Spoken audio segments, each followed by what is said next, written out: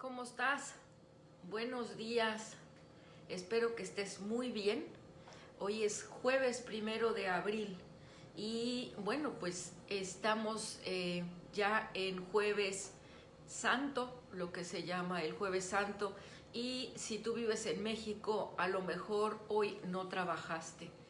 Es curioso cómo en otros países tienen otras culturas, otras maneras de tratar los días y los días libres. En este país en el que estoy ahora, en Puerto Rico, el Viernes Santo y el domingo no se trabajan. Son como los días de descanso. Pero hoy jueves, inclusive no abren las tiendas, no abren los comercios. Es curioso. Gracias a Dios que hay gente que todavía se acuerda de los días santos, pero de repente también sucede que hay personas que, bueno, piensan que son vacaciones y no un espacio para reflexionar en lo que ya hizo Jesucristo en la cruz por nosotros. Bueno, basta de platicar del día y de las tradiciones. Vamos a la palabra. Hoy tenemos un devocional. Gracias, Karina. No sé si se escucha mejor ahora. ¿Me puedes confirmar, por favor? Gracias. Si me puedes decir si ya se escucha, si ya me estás oyendo. ¿Será que está funcionando mejor ahora? Espero que sí. Si no, las demás personas que están viendo esto en vivo, por favor avísenme. Les pido que nos concentremos en el devocional de hoy, que se llama Alegres, Pacientes y Perseverantes. Vamos a leer un versículo del libro de Romanos en el capítulo 12. Nunca dejen de ser diligentes, antes bien sirvan al Señor con el fervor que da el Espíritu. Alégrense en la esperanza, muestren paciencia en el sufrimiento, perseveren en la oración. Esto lo encontramos en Romanos 12, 11 y 12. Jesús en sus enseñanzas jamás nos prometió un camino fácil. Él, por lo contrario, nos dijo que iba a haber un camino difícil. Inclusive les dice a los discípulos: si el mundo los aborrece, tengan presente que antes que a ustedes me aborreció a mí. Si fueran del mundo, el mundo los amaría como a los suyos, pero ustedes no son del mundo, sino que yo los he escogido de entre el mundo. Por eso el mundo los aborrece. La palabra del Señor es muy clara.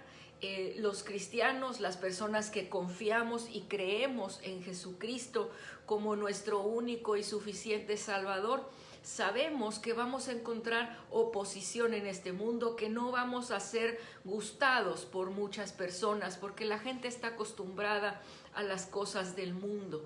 Y cuando nos ven a nosotros, nos ven diferentes, nos ven raros, nos ven separados del mundo. Y se cuestionan por qué no fumamos, por qué no tomamos en exceso alcohol, por qué no consumimos drogas, la mayor parte de nosotros. Y bueno, pues es que nosotros estamos separados del mundo. El Señor nos separó del mundo y nos está dando esta bendición en la que Él nos hace hijos de Dios. La Biblia, pero aún así sabemos que en este mundo vamos a tener tribulación, así lo dice Jesucristo, que no nos angustiemos, que en este mundo vamos a sentir tribulación, pero que Él ya venció al mundo. La Biblia dice que el creyente no deja de gemir conjuntamente con la creación que se halla bajo dolores de parto. Pero nuestra actitud frente a la tribulación, frente a todas estas circunstancias, es que tenemos que ser diligentes, tenemos que estar trabajando para el Señor, haciendo las cosas que el Señor nos está mandando hacer. tenemos que estar trabajando en diligencia, o sea, no esperando a que te digan veías, sino escuchando, conectado claramente con la voz de Dios y haciendo, viendo a dónde el Señor ya está trabajando y yendo ahí a donde el Señor ya está trabajando a poner tu contribución. Entonces, dice la palabra que tenemos que ser eficaces y que tenemos que trabajar con esmero, porque nos estamos basando en la seguridad de que Dios va a cumplir sus propósitos. Dios tiene propósitos para nuestra vida y Dios nos creó con una misión en este mundo, y esa misión es ir y compartir el evangelio a toda criatura.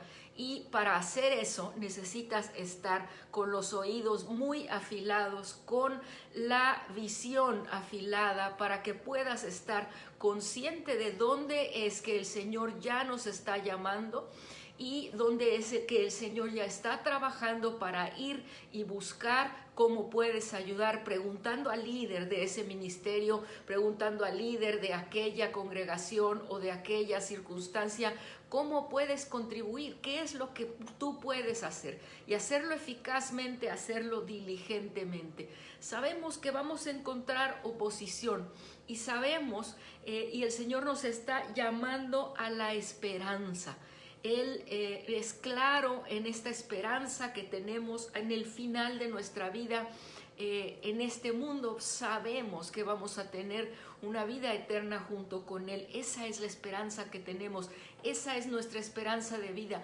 No lo que hay en este mundo, no lo que tenemos en este mundo, sino la esperanza que el Señor nos da en esa vida eterna junto con Él, en la presencia de Dios por los siglos de los siglos. ¿Te imaginas eso? Si tú hoy amas a Dios y si tú buscas estar en su presencia y si tú has sentido esa paz que trae su presencia, tú puedes tener, aún en este mundo en el que vivimos, tu corazón abierto a la esperanza que nos trae la presencia de Dios permanente en ese futuro de esperanza. Y entonces todo lo que esté pasando a nuestro alrededor, todo lo que esté surgiendo, cualquier circunstancia de enfermedad, de problemas en la familia, de fallecimientos, de lo que sea, problemas financieros, cualquier circunstancia, entonces la vamos a pasar con el Señor, la vamos a vivir con Él, la vamos a sentir de una manera más sana con Él. A eso es a lo que nos está llamando hoy la palabra, el Señor a través de su palabra. Dice la palabra que la constancia en la oración también es importante. Es importante la palabra de la Nueva Versión Internacional, dice perseveren en la oración. En la Reina Valera 60 dice constancia en la oración. No importa cuál sea la palabra, el significado es ese: mantente en oración constante, en constante comunión con el Padre, con Jesús, con tu espíritu, con el Espíritu Santo que vive dentro de ti y con quien tu espíritu está conectado o puede estar conectado si tú estás en comunión con el Señor.